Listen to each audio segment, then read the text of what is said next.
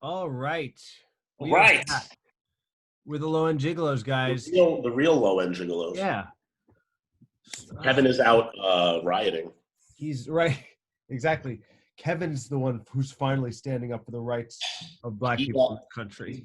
he's been a little on edge lately for the last couple days, as you know, most people Well, why? Did you try to do hate crimes against him? Did you never. try to have do your own little riot inside the apartment? I hate to have to go and repeat myself, but I am the minority. Okay? I'm the minority of the minorities. I'm a Jew. We're 1/4 of 1% of the entire world's population. And since John is half a Jew, that means he's half of 1/4 of 1% of the entire world's population. So John is actually the ultimate minority. So you minority me. But Kevin was acting a bit on edge. And I asked him, I said, why are you mad?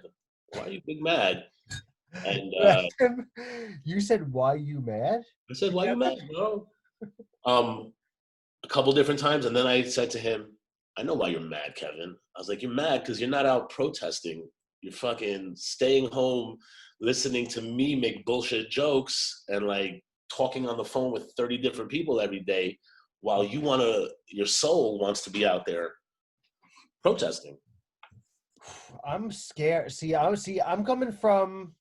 I'm glad I've been home doing my life's duty, but like I'm scared of protesting. I feel like I would immediately get hit with something in the leg, fall down, and then trampled by 100 people. That's how my protesting would go. I'd take a step off the sidewalk into the street, immediately sprain my ankle, fall on my face, and then 50 people with signs march over me. Then I get pepper sprayed. Then a couple police guys jerk off on my face. I can't even move my leg. My arms and legs are broken at this point. Then army tank, one of those armored police tanks, roll over me, crunching my bones. Okay. And then I get set on a Molotov cocktail. That's how it goes. You forgot the cherry that tops everything off in the end. What's that? The mounted police officer comes over with his horse, and then he asks his horse, sit on your face, and he goes, grade this animal. That is pretty good, dude. Wow, that would be a great, the nightmare of Caps. And I fall asleep and I see that whole sequence in like Simpsons art. Right. And then I wake up and I'm like, oh no. I mean, I guess we should discuss it. We did we pre-Patreon tonight, and we didn't discuss it much, but we should discuss. I mean, for historical documentation, we're living in a very strange world. Obviously, this is week 12-ish of quarantine, since we've been recording Low End Gigolos in person, when we thought the world couldn't get any more bizarre or uncertain, a lunatic, racist, murderous cop decided to put his knee on someone's head until he died. You know what the crazy thing is, John? It took 8.5 minutes. Jesus Christ, dude. Do you know what kind of psychopathic lunatic you have to be to not only kill someone, but to listen, dude, you and I do stand up. 8 minutes is a significant amount of time. 8 minutes of time is a ginormous amount of time. Yes. I think the way time works is,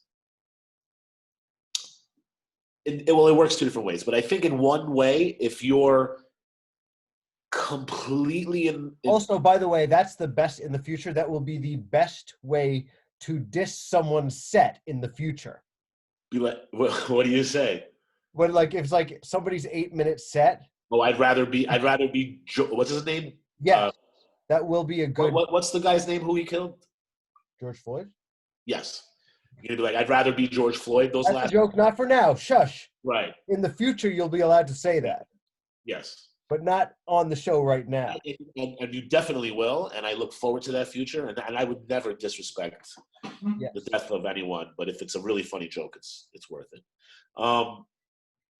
and everybody could get it. But the point is, that's fucking. Yeah. That's like Dahmer. Not even Dahmer. Like I think Dahmer used to like fucking. Well, there's almost like what is it?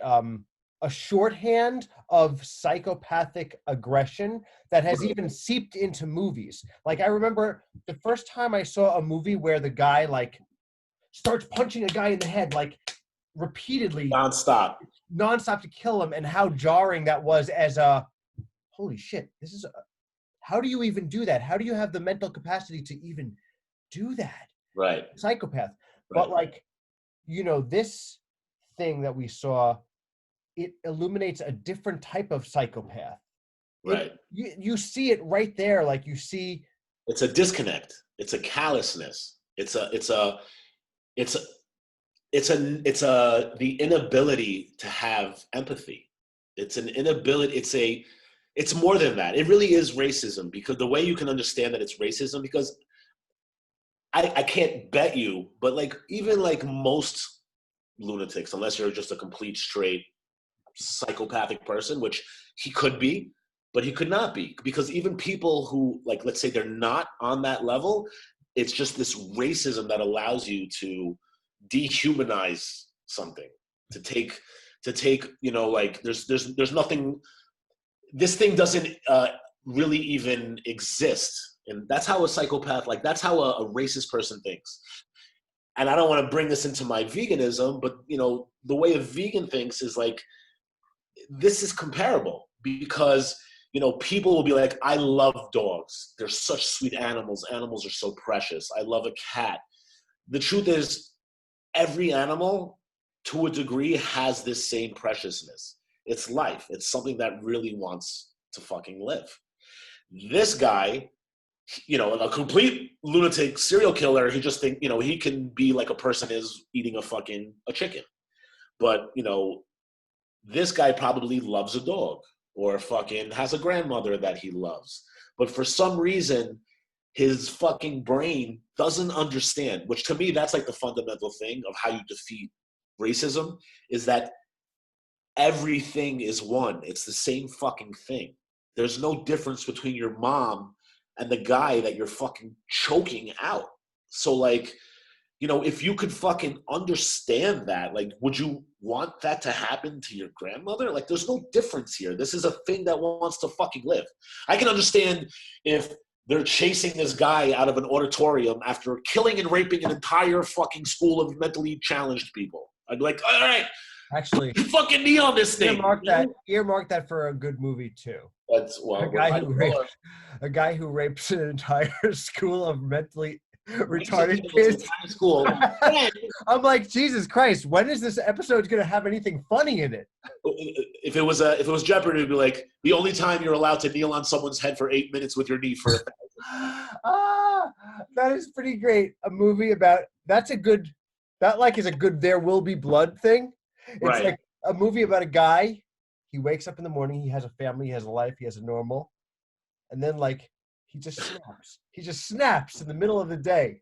You know why? Because he was walking by a mentally challenged school, and they were so loud, and they were being so unruly. He's like, and then he became. They're being so unruly. I think this is coming from a personal opinion, but go ahead. So he went into the mental retarded hospital. It was actually not even a school. It was a hospital for them. They were all retarded kids who had COVID. Oh, Jesus. And he went into there and he raped them all. One after the other. And then was he doing this because he wanted to hurt them? What was this guy's fucking like reasoning? He was being racist. It was out of racism. This is an analog to this guy who did. Racism. And then that guy, he went out of the hospital and then he got kneeled on his head for 8 minutes and died. That was called the one justified time you can do that. Yeah. And we'll call it one good knee. It was the only time. And by the way, I just want to say this for the record, that hypothetical guy in that scenario is white. Yeah. Well, also 100%. He's white and he definitely, yes. Nordic. Nordic. His name is Sven Kjabersold He with had a two Viking. O slashes and He had a three Viking umlauts. flashback. That's what happened. He had a Viking flashback. Right. And it goes to say that there is evil in the hearts of men. Yes, but you know what? Listen, let's bring it back to what I always do, Judaism. In Judaism, people, in Christianity, they're like, oh, there's the devil and there's evil. At least from what I've learned since I've rejoined, some Jewish practices, the evil, the bad things in life, they all come from inside. So basically, it's really about your battle with your lashon hara, which is your evil inclination. It's the thought, it's the suggestion inside of you that takes the selfish choice, the one that's like, well, this will bring me pleasure if I do it, and it disregards all other factors. Interesting.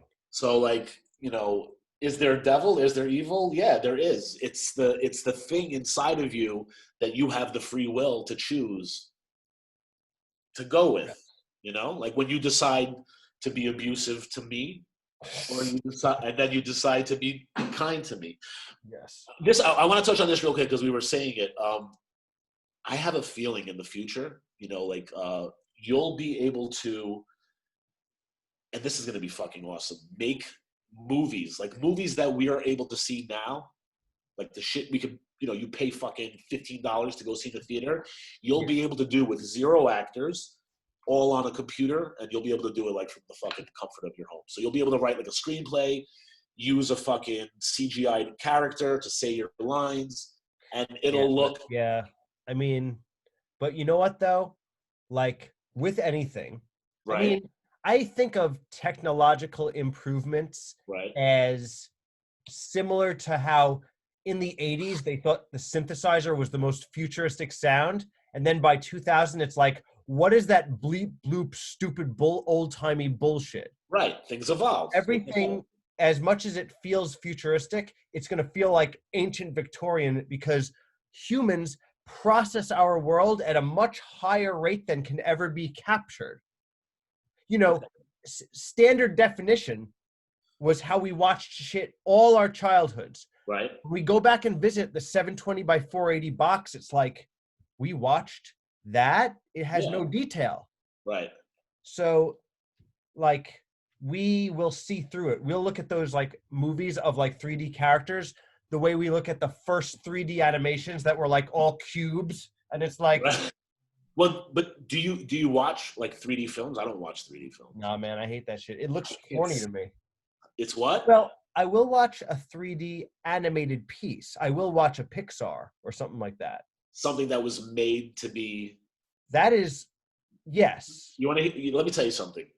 The only time I think I've ever sat through an entire 3D film, it was an animated film, and I had went with this improv writer, director, actress friend of mine who I was attracted to, but I also like really like dug her and like liked her as a human being, and I'm still friends with her.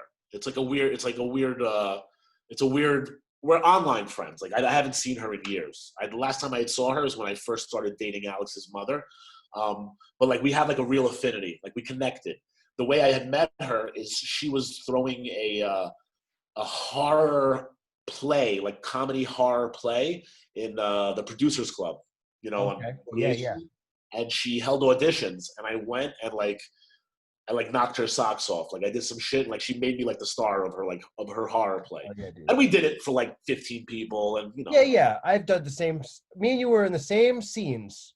Nothing came out of it, but it was really fun. It was really enjoyable. I had a great time. And this is when I was still a giant fat ass. It was one of like the first things I had done, tracing back to our last episode, when I had finally stepped into the life I was trying to create for myself. Totally. And so she fucking I forgot what was the point of this. What were we talking about before? We were talking about I forget. I don't know. You forget. Fuck. Let's We were rewind. talking about right before this. I shouldn't have spoken. Let's rewind this episode. This is perfect. I mean, to have a brain fart of this magnitude, This is really bad. 20 minutes into the show I is need to figure this out. gorgeous. She was a friend of It mine. just goes to show how I wasn't listening to you. Yeah, that's like, I don't know what's worse here, that I can't fucking remember. You have no reference at all for me. No, I don't know what you. Tell me one thing we've spoken about this entire episode. You were. I think we talked about the. Didn't we talk about the protesting, Kevin? Who's Kevin? Yeah. See, this is the part of the show. The other part is that we did a podcast already, so we're a little like more punchy, but that's funny. No. I get what you were saying. Basically, you were saying. You have no idea what I was saying. You were saying that you were a big fat ass, but you did like little plays, and before you got started as dipping your toe into the creative scene, and I had done those type of plays downtown at the Producers Club or the Brick Theater, shit like that. You are absolutely awful at faking your way into pretending that you listen. I remember. I heard that's what you definitely said something about that. All right, you know what? Let's wipe the slate clean. Let's wipe the slate clean. I may have intoxicated myself because we have been recording now for a couple of hours. Let's start. Oh, we were talking about protesting, weren't we? Is that it? Oh, did I tell the story about how if I protested? Yes. Oh no, we were talking about in the future. I think that you'll be. Oh yes. Yes, now it's coming. The diminishing returns of high tech. Correct. So, wow. I am going to make a film of a horse sitting on your face and a cop telling you. It was all. So, Jesus, let's was all from there. Let's be topical, even though I'm intoxicated. So I remember you used to do a joke about the cops bothering you when you were in a van. Was that a true story? Yes. It was. I got arrested. I don't remember it because you were telling that joke when I had first met you. I haven't heard you talk about it. No, it's true. I was 27. Oh, actually, no. This is that joke that leads into that time. Good. I'd love to hear it. Good. It's been a while. I'm not going to do the joke. I'll tell the story of it though. All right, I'll do the joke. Yeah, no. I got arrested when I was 27. I was putting posters up for a street team. For what street? It was for an independent movie. Same type of shit that you were into. Like there was an independent film that was showing at before Under St. Mark's. No, not Under St. Mark's. One of those little areas. Two Boots Pizza that became. Remember, Two Boots Pizza had a movie theater, and then it became UCB. Oh, you're talking about on 10th Avenue? On 3rd Street. Yeah, on 3rd and 10th. No, not 10th Avenue. I'm talking about 3rd Street and 1st Avenue. Village, you're talking about. Yeah, the Two Boots Pizza had a movie theater, and it became the UCB movie theater. Yes. But before, in 2007, UCB hadn't done that yet. So they were having a movie there, and I was on the street, like, just a bunch of people put posters up. And I was putting posters up around NYU with a staple gun.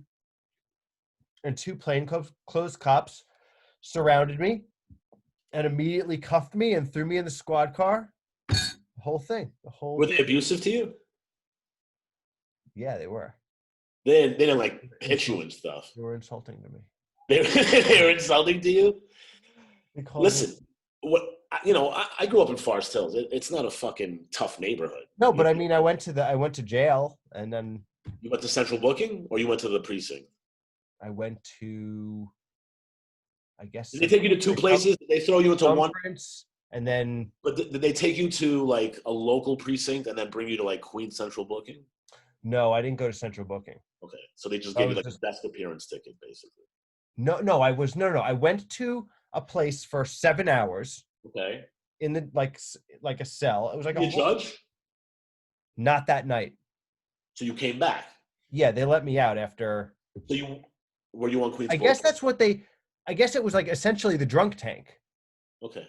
But was it a local? The thing is like, wait, this was in Long Island though. No, this is in the city. Oh, so but did they take you to like Manhattan Central or Brooklyn Central or? No, it was like in maybe Union Square, underneath I Union don't know. Square. Either way, I mean, because the standard is they arrest you, they take you back to their precinct, they Okay. process you there, then they ship you off to the central booking. Okay, so And I definitely, every borough has its own yeah, central. right. Okay, so give me a desk appearance, right? So They probably I took you to went the to like, precinct and they and gave you. then let me out after like What they charge you with? Disorderly conduct, menacing. conspiracy to commit vandalism Mm. and And with possession of a thing, what you have? a staple gun. Staple gun? Oh. Yeah. You got ROR, What's that? Release? released on your own recognizance. They didn't like they No, I basically had to they were fucking get a like if you lawyer. don't do anything for a year, it'll disappear. No, I had to get a lawyer and go to a fucking court and all that shit. You didn't go to trial though.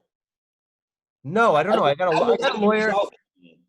I got a lawyer to like talk on my behalf to the judge, and then he settled something. Okay, but like you don't have like do you have anything on your record? I mean, it's been fucking years upon years. No, Doesn't matter. If you get something on your record, it's there forever. Most likely, unless your lawyer stunk, which I doubt it, you got an ROR. So basically, that's what it means is they could give you like a penalty or a fine or some bullshit. They could even make you like do community service if they want to. But then you get an ROR, you get released on your own recognizance, and that basically means as long as you don't go and get caught doing some bullshit for a certain yeah. amount of time, this entire thing never happened. Hmm. So I think that's right. And you know what? Next time you can be my lawyer. I honestly, I would make a fucking amazing lawyer. I would make an amazing lawyer. And our friend, the conspiracy queen, Leonarda, she teaches. She's you know what she does for a What? living. She's an LSAT tutor. Oh shit! You Yeah, should definitely take her class. I should become a lawyer. Why not? I would be a really fucking good lawyer. Well, because I'd rather be taking life not as seriously. Yeah, it's true. It And seems serious. people hate me enough already. I don't need to. Gosh, it's a lot of reading. I don't think you want to do that. You know, John, I don't want to do that, but Yeah. I could probably get it on like audio. Oh man, how hilarious would that be if you did all of your all of your lawyer work on audio? Do people do that? I bet you they can. You know, listen. I passed my Series 7 and my 63. Always mention it. Yes, you do. Yeah, well, that book is like this thick, dude. It's like You fucking. did that on audio? No, they didn't have that shit back then. But I'm Right. telling you, like now they fucking probably do. I don't know if I have the same brain capacity I did when I was. It would be hilarious if every night, Josh, you you went to sleep every night and you turned on your speaker and you had it read those books at night to you because you're like, yeah, I'm learning it in my sleep. People do that stupid shit. When I was studying for my Series 7, because listen, I don't really believe everything, but some things like I'm like, oh, whatever, I'll try it just for in case there's a possibility. And they would tell you things like put the book under your pillow, you know. And I would do that shit sometimes. You know, I would take a chapter and I would put it under my pillow. And obviously, you can't absorb information through a fucking piece of paper. But Now, Josh, don't listen, get any conclusions. No, you might be able to. But I realized what the benefit was. So by putting it under your pillow, you're consciously thinking about putting it under your pillow. You're thinking about absorbing the information. You're thinking about the intent. Your intent is to learn this stuff. You're keeping it as a top priority. So you're reminding your working brain to do something. You want it to learn this information, absorb it, and store it. And by having this thing under your pillow, you're thinking about, because you're like, this is retarded. I got a notebook under my pillow. But you're thinking about it, which is reminding your brain to do that. And then on top of it, it probably makes your pillow a little less comfy. You probably have it like bump you every now and then while you're sleeping, which again reminds you to be thinking about your work. And like, you got to admit that some of the words do seep through the pillow and into your brain. You got to admit. When I would, on the nights that I sweat, when I sweat a lot, yes, that would happen. But listen, you could pass the bar exam. My father. Also, if you eat books. You also eat books. You know my. Josh, we can only unlock this shit by doing stuff together, you know. Do you know that That's why I'm happy that Kevin doesn't like to go down this path? All right, we're talking about eating books now. All right. I don't know. I think Kevin, he doesn't do it the same. Kevin has been fucking. It's Alex. Can I pick it up? No, we can be done. Listen. No, let me just pick it up on the show. We only have like 5 minutes left. Okay, but let him say hi. Hey, buddy. Hi. Let me see you on the camera. Hey, what's going on? Look, say hi to John. How's it going? Skinny John. What? You think I look skinny? Really? Thank you. Yeah. That is cool. Listen, buddy, we're finishing up the show. Can I call you back right after? Okay. I love you very much. I love you too. Awesome. Best son in the entire world. I'll call you right back, buddy. Okay. Bye. So great, guys. See, Josh is a family man. I am a family man, so there's a good reason to follow us. Thank you for listening to the Low End Gigolos. Thank you to John. John, you're absolutely right. I really miss being in person and creating abstract lunacy. Yes, dude. And, you know, like I know we have a lot of that shit documented really in our fucking archives. I'm just not ready to listen to any of it yet. My favorite part of this episode was forgetting what you were talking about for like 10 minutes. And I'm going to listen to it after you post it, and I'm going to be like, oh, fuck, that's what we were talking about. I still haven't made the point. I still don't know what we were talking about. I don't know why I brought my friend up. I can't figure it the fuck out for the life of me. But listen, it's week 12 of quarantine. Yeah. Stuck in the house. John hasn't left Long Island. I've been doing the best I can to keep myself sane. You saw my son called me. He'll be back in a week. I haven't seen him in 3 months, so it's been a very difficult time. And Kevin is bringing questionable people into my apartment and letting them defecate in my bathroom. That is gross. Guys, that's what you can expect from the Low End Gigolos. Thank you so much for listening. Good night. And pull out. Pull out. Love you.